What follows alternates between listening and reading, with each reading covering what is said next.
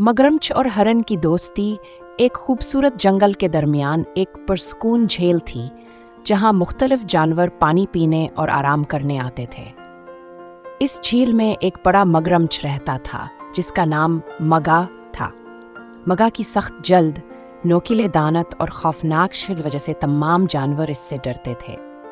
लेकिन हकीकत में मगा एक नरम दिल और तन्हाई पसंद मगरमच्छ था। एक दिन एक हरन, जिसका नाम हरनी था, पानी पीने के लिए झील पर आया। हरनी बहुत नाजुक, चालाक और खूबसूरत थी। मगा ने हरनी को देखा और सोचा कि इससे बात करे, लेकिन इसे डर था कि हरनी भी इसे देखते ही भाग जाएगी।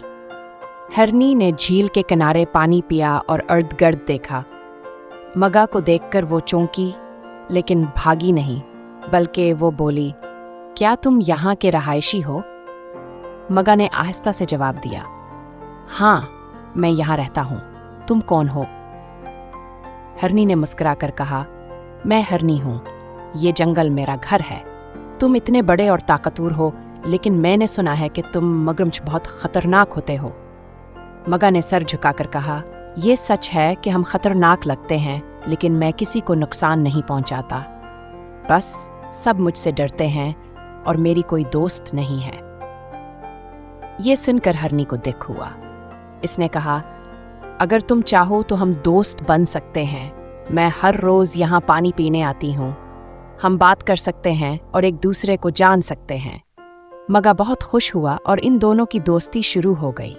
हर रोज वो बातें करते, हंसते और जंगल के किस्से एक दूसरे को सुनाते। मगरमच्छ का इम्तिहान एक दिन हरनी पानी पीने आई तो बहुत परेशान लग रही थी। मगा ने पूछा, क्या हुआ? तुम इतनी परेशान क्यों हो? हरनी ने बताया, जंगल में शिकारी आए हैं और वो जानवरों को पकड़ रहे हैं। मुझे डर है कि वो मुझे भी पकड़ लेंगे। मगा ने कहा, तुम फिक्र ना करो। अगर तुम्हें कभी खतरा हुआ तो मैं तुम्हारी मदद करूंगा। अगले दिन शिकारियों ने हरनी को घेर लिया।